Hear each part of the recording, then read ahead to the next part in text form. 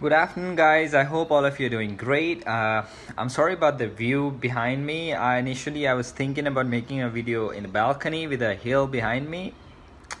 The view, I mean, but yeah, don't feel like it. Anyways, so I just want to answer a few questions that you've been asking me. So one of the questions that I received just after my post regarding the MCCQE Part 1 pattern. Indeed, it's different. Now it is made up of two components, which it has always been two components, but it's just the way the questions are going to be made are going to be a bit different, and I'm going to tell you how. So as we all know, QE Part 1 is made up of MCQs and CDM. So the MCQs bit, how is it going to be different? I'm not going to go into the CDM and explaining each bit. I'm just going to tell you about my post earlier, the 4x4 table, and some of you were saying you guys do not understand what does this table mean. And one of you also asked a question, does it mean the distribution of questions is not going to be same? So I'm just going to be explaining on that. It's going to be a very short video, so I hope it helps you guys, right? So let's get to it. So about that 4x4 table. So that table has two components. I'm just gonna give you an example by picking up on two columns of that table, such as if you can see, just open up that table. I'm sorry, I'm not doing a on-screen video. I'm just gonna be explaining it to you, so you guys just open up on your laptops or on your cell phones. So just have a look in that column, acute and chronic, right? So previously, when we took our MCCEE, we used to get this info where we knew that a certain number of questions are going to be asked from each specialty, one of it being internal medicine, surgery, psychiatry, and etc., right? So now each specialty and each specialty and certain number of questions. But now it's not going to be like that. Now what we are thinking and what are we looking at is condition or scenario wise questions, such as acute conditions, chronic conditions, and management. For example, if you tell somebody, a middle-aged guy presented with abdominal pain. Now, if you are a surgeon and that case is presented to you, your thought process would be different if you are an internist. If you're a surgeon, you might be thinking of appendicitis. If you're a physician, you might be thinking of other conditions, maybe some endemic conditions, maybe hepatomegaly due to melioidosis or malaria, things like that. So now the reason why I told you this is because now there is not a certain speciality we would be tested from. There is not a certain amount of questions that would be coming out in the exam from each specialty.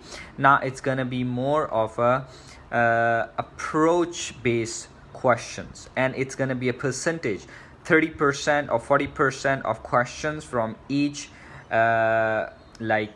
scenario, or each kind of like that acute and chronic example that I'm just giving you. Like acute cases are going to be 35%. Such acute cases can be diabetes is a chronic condition. What are the acute manifestations of diabetes, such as DKA? So you have to remember that DKA would be an acute part of the chronic condition, such as DKA. Now they can ask us all this within a same question stem, or they can ask us in different questions, and management would vary accordingly, right? So basically the reason why MCC is doing this is they want us to have a multi-dimensional thinking. They do not want us to have a unidirectional thinking process, because it's very important when a patient comes to a doctor. We must be thinking from all directions when treating a patient. We should not be one unidirectional, as I said. So this is one of the reason why I feel MCC has changed this.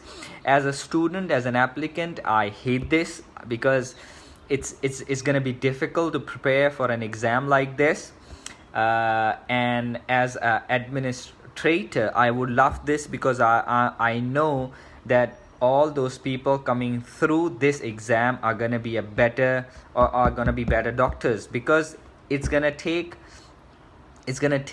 more out of us when we are preparing for such an exam, taking such an approach to prepare an exam rather than the earlier approach that we used to take. I must say it was easy. It was easy when I prepared for that exam, because it was very clear. It was very clear.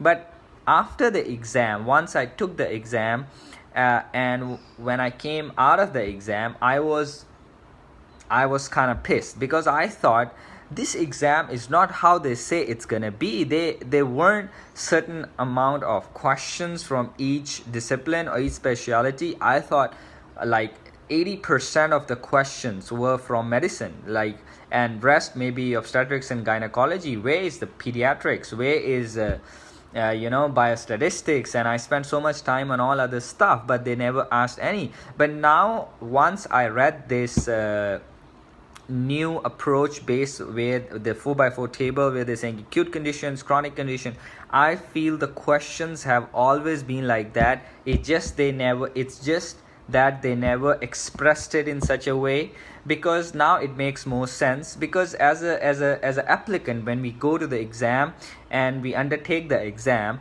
it's very difficult to say that which question is out of surgery and medicine. I mean, generally when we prepare, it's very easy to say, but believe me, it's not as easy in the exam as when we practice it is to say, okay, this is from there, the answer is going to be surgical based, is from there is going to be medical.